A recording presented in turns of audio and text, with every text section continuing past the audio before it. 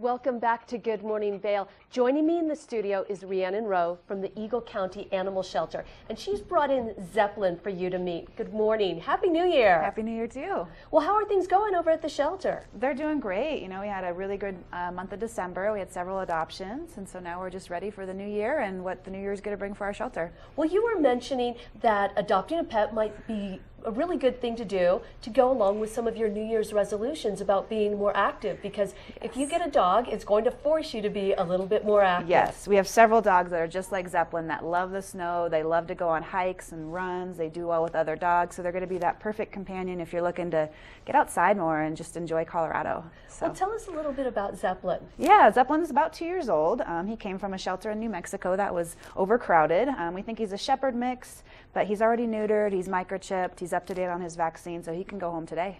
He's a really happy dog. He's very happy. But you got to tell me where this name came from. What's Zeppelin? Zeppelin, you know, I don't know. I find names in the weirdest places, and so Zeppelin just kind of stuck.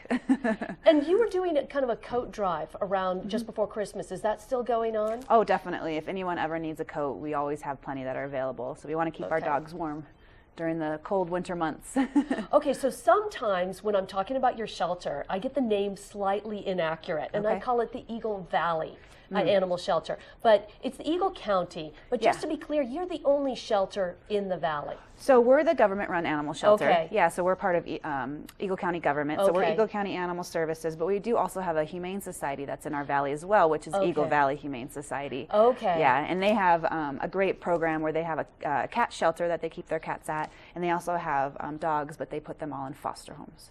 So. Do you guys foster at all? We do sometimes, yeah. Okay. Yeah, we definitely, for those unsocialized animals, or maybe the kittens that need a little bit extra help before they go up for adoption. Well, I was noticing that Zeppelin has both a collar and a bit of a harness. And you were mentioning last time that you guys also work on socializing your animals and definitely teach them how to walk and that sort of thing. Yeah, you know, we find that a dog that has a little bit more training is a little bit more easily adoptable than one that doesn't, so.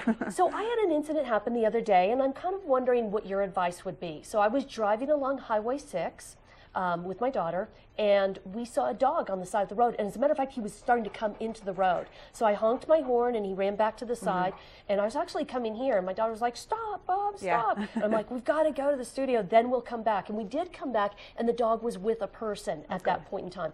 But what do you do if you see a stray animal? What is your Give us a call. You know, with the animal shelter, we also have animal control, and we have several officers that are trained and are available to go out to these kind of incidences and help you guys out. So if you see an animal on the side of the road, or you see one that you just don't know where the owner is, just give us a call and we can dispatch an officer out there.